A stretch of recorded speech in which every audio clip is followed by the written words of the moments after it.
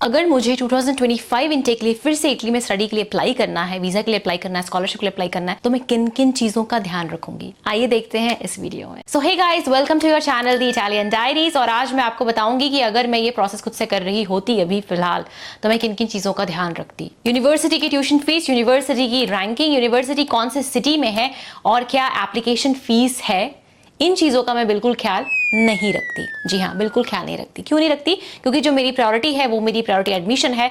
और आज की इस डेट में बात करें, यानी इस ईयर में हम बात करें, तो फिर कंपटीशन बहुत ज़्यादा है इटली में, और जो क्राइटेरियाज है एडमिशन की वो बहुत ज़्यादा बढ़ चुकी हैं। या फिर हम परसेंटेज की बात करें या फिर हम रिलेवेंट बैकग्राउंड की बात करें। ओके, तो इसलिए पहली बात तो ये कि एडमिशन मिल जाए, वो सबसे बड़ी बात है जिसमें मैं पढ़ना चाहती हूँ, जो कोर्स में करना चाहती हूँ वो मेरे लिए ज़्यादा ज़रूरी होना चाहिए। ऑफकोर्स ट्यूशन फीस भी एक इंपॉर्टेंट फैक्टर है, लेकिन ट्यूशन फीस जो आपकी जाती है इटली में जाती है around from 500 euros until 4,500 euro per annum. Okay, तो ये बहुत ज़्यादा नहीं है, तो मुझे इस चीज़ से बहुत ज़्यादा इफेक्ट नहीं पड़ेगा, तो मैं इसलिए मैंने इस ऑप्शन को नहीं रखा। दूसरा जाता है आपका रैंकिंग, है ना। अब रैंकिंग जो होती है किसी यूनिवर्सिटी की, वो सिर्फ ये नहीं बताती क्या क्वालिटी ऑफ एजुकेशन है। रैंकिंग बाकी चीज़ों के बारे में बताती है, जैसे कि कितने इंटरनेशनल स्टूडेंट्स हैं, रेशियो क्या है फैकल्टी का इंटरनेशनल स्टूडेंट्स का, कितने रिसर्च पेपर्स हैं, या कितनी सस्टेनेबिलिटी पे ध्यान देते हैं, बहुत सारे फैक्टर्स होते हैं। ओके, तो मैं रैंकिंग को बहुत ज़्यादा इंपॉर्टेंस नहीं दूंगी यूनिवर्सिटी को। फिर आ जाती है आपकी सिटी। तो अगेन जो पब्लिक यूनिवर्सिटीज़ हैं सबकी ही क्वालिटी ऑफ एजुकेशन बहुत अच्छी है, क्योंकि इटली की एजुकेशन सिस्टम का जो बेस है, जो प्रोफेसर ने जैसे पढ़ा है और जैसा वो पढ़ा रहे हैं आगे ओके एज अ प्रोफेसर बन के,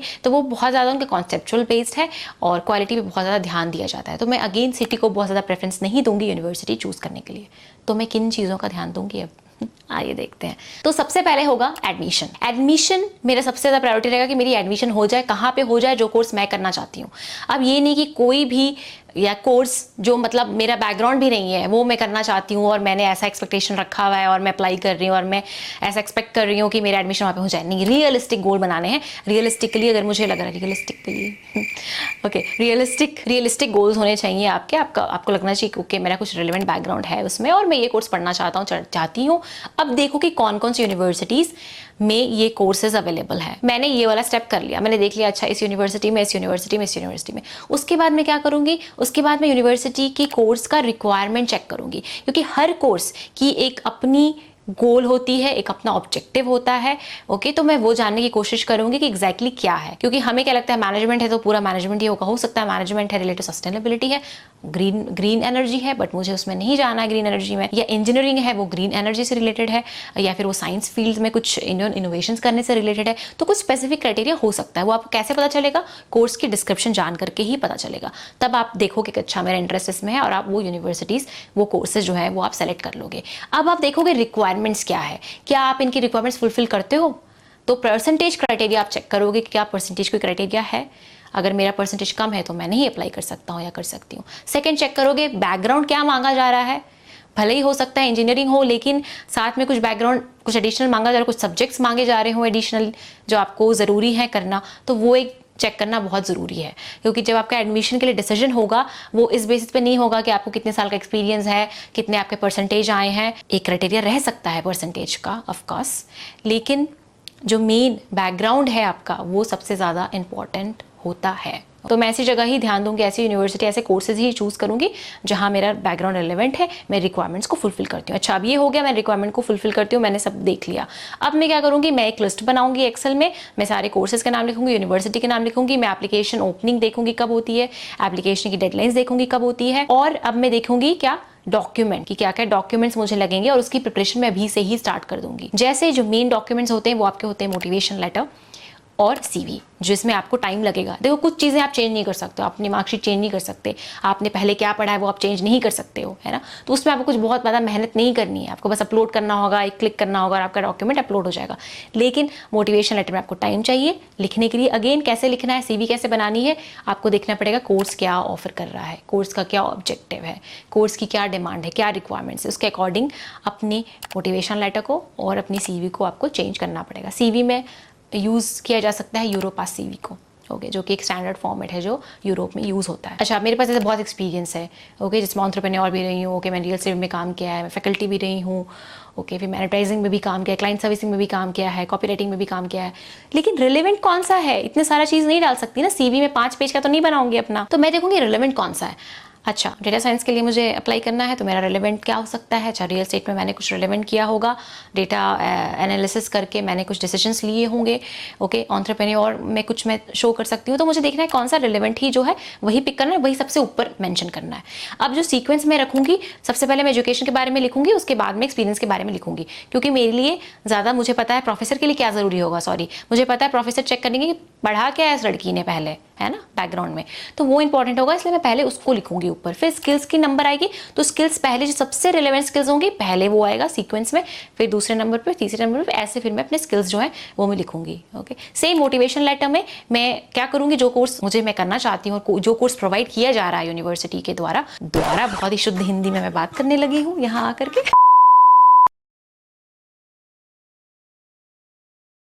मैं ऑफकोर्स वो देखूंगी कि क्या क्या जॉब अपॉर्चुनिटीज़ हैं ये कोर्स करने के बाद, और उस पर्सपेक्टिव के, उस चीज़ के हिसाब से मैं अपना मोटिवेशन लेटर जो है लिखूंगी, है ना। तो बेसिकली मैं बिल्कुल रम जाऊंगी, मैं सोच लूंगी कि बस मुझे यही पढ़ाई करनी है, आगे इसमें ही करियर आगे बनाना है, तो इससे रिलेटेड क्या चल रहा है, क्या रिसर्च चल रही है, क्या नई एडवांसमेंट हो रही है इसमें, वो सब मैं पढ़ूंगी और पता करूंगी। ओके, तो ये मेरी प्रिपरेशन हो गई, सारा हो गया एडमिशन का अब मेरा, ठीक है। अब सेकंड आता है आपका, जिसमें मुझे ध्यान देना है, वो वीज़ा है, क्योंकि वीज़ा मतलब एडमिशन मिल जाए फिर भी वीज़ा मिलना ना मिलना एक अलग से एक टेंशन होती है।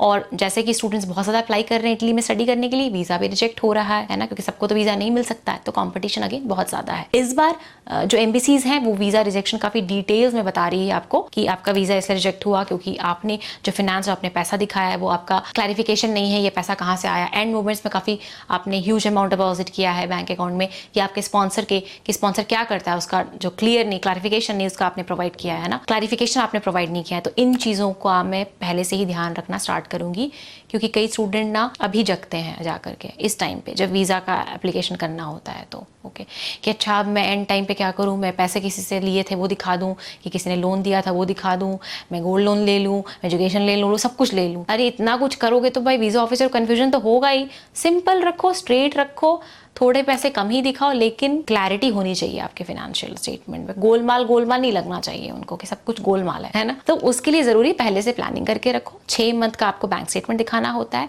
तो उसमें पैसे जो कंसिस्टेंट, अगर आप बोल रहे हो कि मेरी जो स्पॉन्सर है उसकी सैलरी 1 लाख है तो हर महीने 1 लाख आ रहे हो, ओके, ऐसा नहीं है कि बीच में 5 लाख आ रहे हैं, 4 लाख आ रहे हैं। कहाँ से आ रहे हैं? आपका जो स्पॉन्सर है वो तो जॉब कर रहा है, उसको 1 लाख मिल रहे थे, 5 लाख कहाँ से आ रहे हैं? तो कोई जस्टिफिकेशन ही नहीं उस चीज़ का। हाँ, अगर कोई सेविंग्स है पहले से अकाउंट में मौजूद है तो उसका आपको नहीं बताना है कि कहाँ से ये सेविंग्स में पहले से आया था, क्योंकि उसकी एंट्री नहीं है आपके पास, है ना। कि कैरी फॉरवर्ड बैलेंस है जो आपका आया है पहले के सेविंग्स से, तो वो बताया जा सकता है कि ओके ये सेविंग्स थी पहले से मेरे फादर या मदर के अकाउंट में। लेकिन कुछ सेल हुआ है, कुछ आपने ज्वेलरी सेल की है या लोन लिया है, जो भी चीज़ लिया है सबका पेपर आपके पास होना चाहिए, सबका प्रूफ आपके पास होना चाहिए वीज़ा ऑफिसर को दिखाने के लिए। ओके, तो पहले से ही फाइनेंस मेंटेन करना स्टार्ट कर दो। ITR फाइल नहीं कर रहे हो तो ITR फाइल करो। काफ़ी लोग जो है अपनी कंट्री में कम ITR भी फाइल करने की कोशिश करते हैं, वैसे तो नहीं करना चाहिए, इट्स नॉट लीगल कि आप अपनी इनकम छुपाओ, है ना। तो ऑफकोर्स आपकी ITR ज़्यादा ही होनी चाहिए, क्योंकि आपको फिनेंशियल स्टेबल दिखाना है कि आपका स्पॉन्सर जो है वो फिनेंशियल स्टेबल है। उसके लिए ज़रूरी है पहले से ही प्लानिंग करने की। अगर कुछ क्वेश्चंस हैं आपको, आप मुझसे पूछना चाहते हैं तो आप मुझसे 1-to-1 सेशन भी बुक कर सकते हैं। अब आते हैं अपने लास्ट वाले एरिया में, दैट इज स्कॉलरशिप। तो हमें तो पता है कि एक इनकम बेस्ड स्कॉलरशिप है इटली में, नहीं पता है तो आप मेरी वीडियोज़ देखिए, जो पुरानी वीडियोज़ हैं, जो स्कॉलरशिप सीरीज़ है उसमें आप जाके वीडियोज़ देख सकते हो। तो मैंने काफ़ी वीडियोज़ बनाए हुए हैं स्कॉलरशिप में, तो आपको पता होगा कि फ्री एजुकेशन होता है, क्या क्या बेनिफिट्स मिलते हैं, कैसे अप्लाई करना होता है उसके बारे में। तो अब देखो इनकम पे मेरा कोई कंट्रोल नहीं रहेगा। अभी मैं अपना इनकम तो चेंज नहीं कर सकती हूँ कि लास्ट ईयर दिसंबर में मेरा क्या इनकम था, तो इस पे मेरा कोई कंट्रोल नहीं है। लेकिन हाँ, मैं क्या कर सकती हूँ, डॉक्यूमेंट्स पे ध्यान दे सकती हूँ कि डॉक्यूमेंट्स में स्कॉलरशिप में कोई मिस्टेक नहीं हो, सब कुछ एप्लीकेशन अच्छे से हो। लेकिन किस चीज़ में मेरा कंट्रोल है? मेरिट स्कॉलरशिप पे मेरा कंट्रोल है ना। मेरिट स्कॉलरशिप गवर्नमेंट भी देती है, मेरिट स्कॉलरशिप यूनिवर्सिटी भी देती है ना। जो गवर्नमेंट देती है उसमें मोटिवेशनल वीडियो बनाने बोलते हैं, लेटर लिखने के लिए बोलते हैं, तो मैं वो वीडियो ज़्यादा से ज़्यादा अच्छा से अच्छा बनाने की कोशिश करूँगी। अगेन जो आप स्टडी करना चाहते हो, जैसे मैं जो स्टडी करना चाहती हूँ डेटा साइंस की, मैं रिलेवेंट दिखाऊंगी, रिलेवेंसी दिखाऊंगी कि कैसे मेरा पास्ट एक्सपीरियंस, मेरा पास्ट एजुकेशन कनेक्टेड है इस कोर्स से, और मैं फ्यूचर में क्या करना चाहती हूँ, कैसे मैं सोसाइटी में इम्पैक्ट होगा इस कोर्स से, लाइक क्या प्रोजेक्ट्स पे काम करना चाहती हूँ, किस टॉपिक्स में मैं रिसर्च करना चाहती हूँ अपने फाइनल थीसिस पे।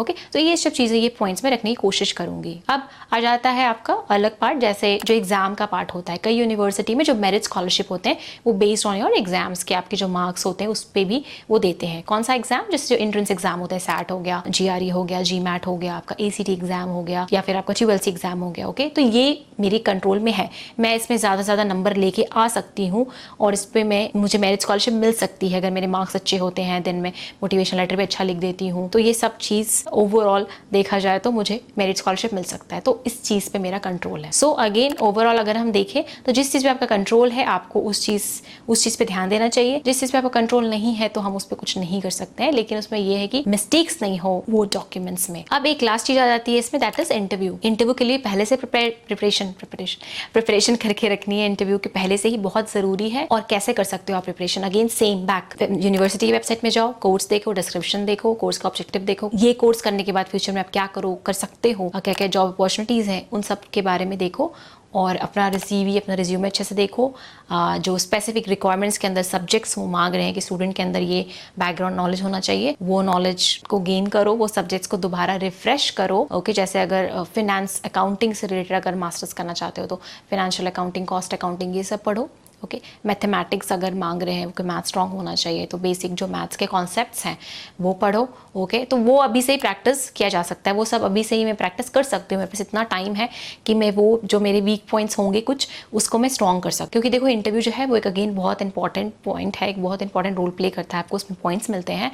तो अगर मेरा कहीं मार्क्स थोड़ा बहुत कम भी है, अगर बैकग्राउंड थोड़ा बहुत कम भी है, अगर पूरा 100% मैं रिक्वायरमेंट फुलफिल नहीं कर रही हूँ, तो कम से कम मैं इंटरव्यू पर तो अच्छे से अच्छा सा ध्यान दूँ, है ना। जैसे सपोज अगर मेरा कोई बहुत बैकग्राउंड बहुत स्ट्रॉन्ग नहीं है रिलेटेड टू मैं ये जो कोर्स करना चाहती हूँ, लेकिन मैंने कुछ एक्स्ट्रा कोर्सेज करके रखे हुए हैं, और सिर्फ कोर्स नहीं करके रखा है, मुझे उसका नॉलेज भी है, क्योंकि ये इंटरव्यू में पूछा जाएगा आपसे, क्योंकि पूछा जाएगा कि अच्छा आप तो ये करना चाहते हो लेकिन आपने तो कुछ सब्जेक्ट्स नहीं पढ़े हैं उससे रिलेटेड, तो आप डिफेंड कर सकते हो खुद को कि मैंने वो नहीं पढ़ा है लेकिन मैंने प्रोजेक्ट किया है अपने पर्सनल कैपेसिटी पे जाकर के, और मैंने कुछ कोर्सेज भी किए हैं। और फिर वो क्वेश्चन पूछेंगे, आप क्वेश्चन कैंसर दे दें। देखो नॉलेज इज पावर, आपके पास नॉलेज रहेगा तो कॉन्फिडेंट आएगा तो आपको कई जगह जो है ना वो सक्सेस मिलेगी, चाहे वो इंटरव्यू हो एडमिशन की, या फिर वो वीजा का इंटरव्यू हो, या फिर लाइफ में कोई भी एग्जाम हो, आप पास कर सकते हो अगर नॉलेज हो, क्योंकि नॉलेज से कॉन्फिडेंस आता है। ओके, और आप कॉन्फिडेंट फील करते हो तो बस, और क्या, मतलब अच्छा रहता है basically. So guys, thank you so much, I hope आपको ये वीडियो अच्छा लगा होगा, एंड आपको पता है क्या करना है, सब्सक्राइब करना है, लाइक करना है, कमेंट करना है। Till the time, bye bye.